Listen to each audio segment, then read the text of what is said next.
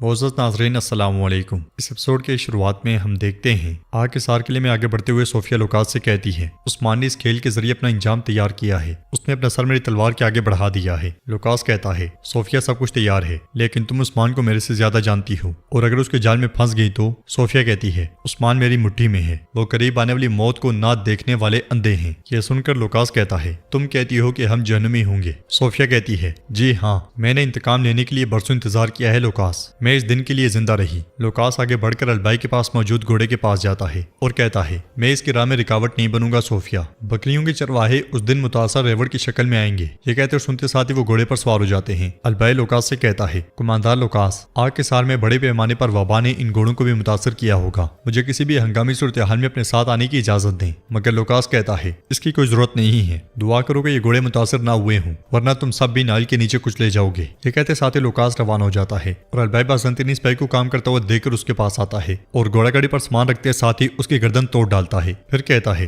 عثمان صاحب کو تمہارا نام معلوم ہوگا صوفیہ، لیکن مجھے یہ جاننے کے لیے پہلے تمہارا تعاقب کرنا ہوگا کہ تمہارے منصوبے کیا ہیں۔ یہ کہتے ساتھ ہی وہ اپنے کپڑے بدلنے لگ جاتا ہے۔ سوغوت میں ہولوفیرا اور گونچا کے ساتھ آگے بڑھتے ہوئے بیگم کہتی ہے گونچا جب تک ہولوفیرا اندرونی بازار میں سامان فروخت کرے گی تب تک آپ کارواں کا خیال رکھیں، کارواں میں آنے والے نئے سامان کا انتخاب کریں۔ تو گونچا کہتی ہے بیگم خاتون اگر والدہ مجھے اجازت دیں تو میں ضرور کروں گی۔ یہ سن کر بالا خاتون ان کے پاس آتی ہیں اور کہتی ہیں بیگم خاتون یہ کام ہولوفیرا کو سونپا گیا ہے۔ ہولوفیرا کہتی ہے ماں میرے لیے کوئی مسئلہ نہیں ہے۔ بالا خاتون بیگم کے ساتھ ایک طرف ہو جاتی ہیں اور پوچھتی ہیں آپ کیا کرنے کی کوشش کر رہی ہیں، کیا آپ اپنے الفاظ کی کچھ وضاحت کریں گی؟ تو بیگم کہتی ہے میں بازار کے انتظام کی ذمہ دار ہوں بالا خاتون، اگر میں فیصلہ نہ دے سکی تو کاروانوں کی دیکھ بھال کون کرے گا، پھر میں یہاں کیوں ہوں؟ تو بالا خاتون کہتی ہے آپ کی فکر کارواں نہیں ہے بیگم خاتون۔ بیگم کہتی ہے بالکل نہیں۔ گونچا بہت اداس تھی، میں نے صرف انصاف کیا ہے۔ بالا خاتون غصے سے کہتی ہیں کیا آپ کو میرے انصاف پر شک ہے بیگم؟ تو بیگم کہتی ہے میں صرف اپنا فریضہ مکمل کر رہی ہوں۔ گونچا بازار کے معاملات کے بارے میں بہتر جانتی ہے، انہیں اس طرح سے دیکھ کر گونچا ان کے پاس آتی ہے اور کہتی ہے میں کوئی فریضہ نہیں چاہتی، اگر اس سے کوئی مسئلہ پیدا ہو رہا ہے تو بیگم خاتون کیونکہ میرے بارے میں سوچ رہی تھی۔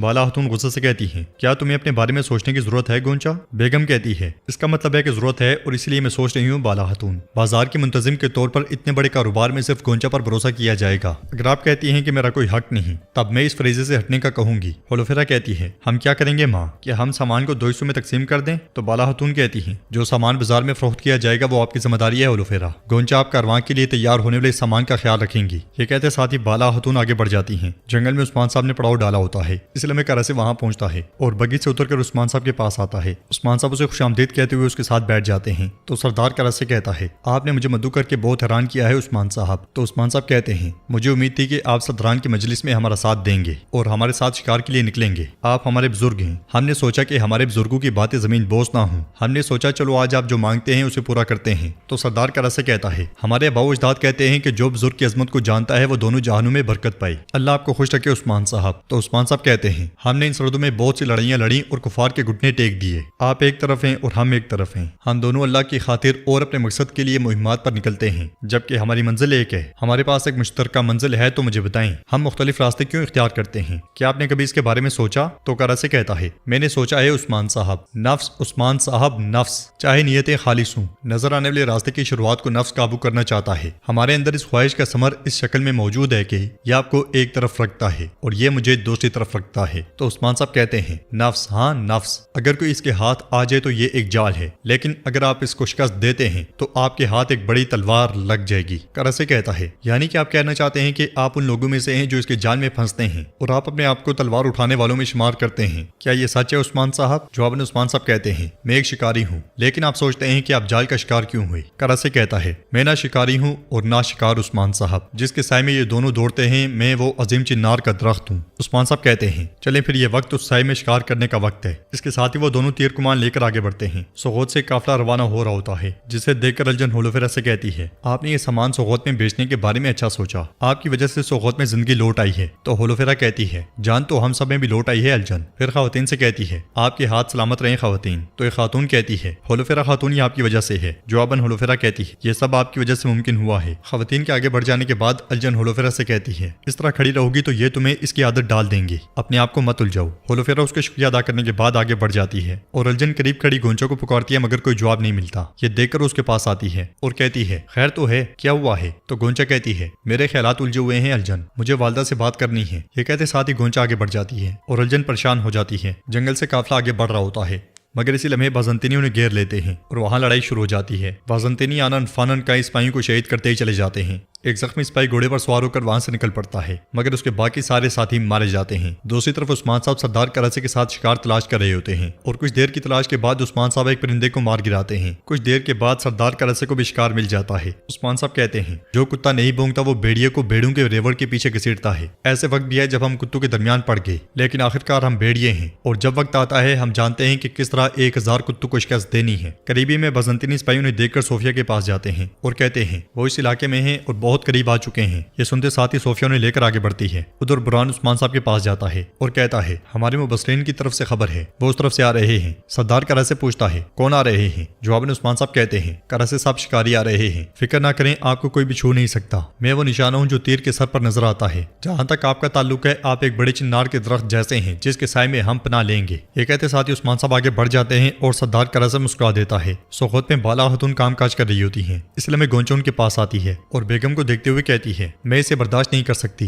मैं माँ को इसके बारे में बताऊंगी। उधर जख्मी सिपाही सोखत में दाखिल होते हुए कहता है, उन्होंने काफिले पर हमला किया है, उन्होंने काफिले पर हमला किया है। गोंचा बाला खातून के पास जाकर कहती है, मुझे आपसे एक खुसूसी मसले के बारे में बात करनी है माँ। फिर बेगम को देखते हुए कहती है, माँ मैं। इससे पहले कि गोंचा मजीद बोलती, सिपाही बाला खातून के पास आता है और कहता है, बाला खातून उन्होंने कारवां पे हमला कर दिया है। यह सुनकर बाला खातून कहती है, जल्दी से घोड़ों को तैयार करो, हम रास्ते में जाएंगे। ये कहते साथ ही बाला खातून बाहर आकर खवातीन के साथ घोड़ों पर सवार होती हैं और निकल जाती हैं। जंगल से लुकास सिपाहियों के साथ आगे बढ़ रहा होता है। अलबैबी बाज़ंतीनी लिबास में उनके साथ होता है। लुकास रिश्तों से कहता है, ये इलाका जल्दी तुर्कों के खून से आलूदा हो जाएगा, फौजियों को दरख्तों के पीछे छुपा दो, हम आर्कादियोस समेत अपने तमाम भाइयों का इंतकाम लेंगे। यह सुनकर हेरिस्तो सिपाहियों से कहता है, घोड़ों को छुपा दो, खुद भी दरख्तों के पीछे छुप जाओ, बाला जल्दी यहाँ आ जाएगी। यह सुनकर अलबाई परेशान होते हुए कहता है, बाला खातून लानत हो इन पर। इसके साथ ही सब घोड़ों से उतर जाते हैं और अलबाई एक तरफ निकल जाता है। बाज़ंतीनी सिपाही उसे पकड़ता है तो वो उसे पीछे धकेल देता है। लुकास भी ये मंजर देखने लग जाता है और कहता है, तो तुम उस्मान के चूहे हो। अलबाई करीब मौजूद दोनों बाज़ंतीनियों को मार डालता है। लुकास तलवार बेनियाम करते हुए उससे कहता है, मैं जानता हूँ कि तुम कौन हो, घोड़ों के रखवाले। अलबाई भी अपना चेहरा अयां कर देता है। लुकास मजीद कहता है, तुम कभी भी उस्मान को खबर नहीं दे पाओगी। जवाबन अलबाई कहता है, जब तुम किसी एक पर नजर जमाते हो तो उस्मान साहब की नजर हजारों पर होती है, तुम अपने मंसूबों समेत खत्म हो जाओगे लुकास। ये कहते साथ ही अलबाई उस पर हमलावर होता है और डट के उसका मुकाबला करता है, मगर लुकास का एक जबरदस्त वार उसके कंधे में आ लगता है। इसके बावजूद अलबाई उसे पीछे धकेल देता है। लुकास अलबाई को लात मारकर जमीन पे गिरा देता है और जैसे ही तलवार फिजा में बुलंद करता है, अलबाई पत्ते उस पर फेंक कर भाग पड़ता है। बाज़ंतीनी घुड़सवार उसके पीछे पीछे जाते हैं और लुकास कहता है, वो इस जख्म से ज्यादा देर तक जिंदा नहीं रह सकेगा, हम यहाँ बाला का इंतजार करेंगे। तो नाज़रीन, इसके साथ ही एपिसोड भी इख्तिताम पज़ीर होती है। अगर आपको वीडियो पसंद आए तो वीडियो को लाइक कर दें, चैनल को सब्सक्राइब नहीं किया हो तो सब्सक्राइब करने के साथ साथ नोटिफिकेशन वाली घंटी को दबाना मत भूलें। इंशाल्लाह मिलते हैं नेक्स्ट वीडियो में, तब तक के लिए रखें अपना और अपनों का बहुत ज्यादा ख्याल। अल्लाह निगहबान।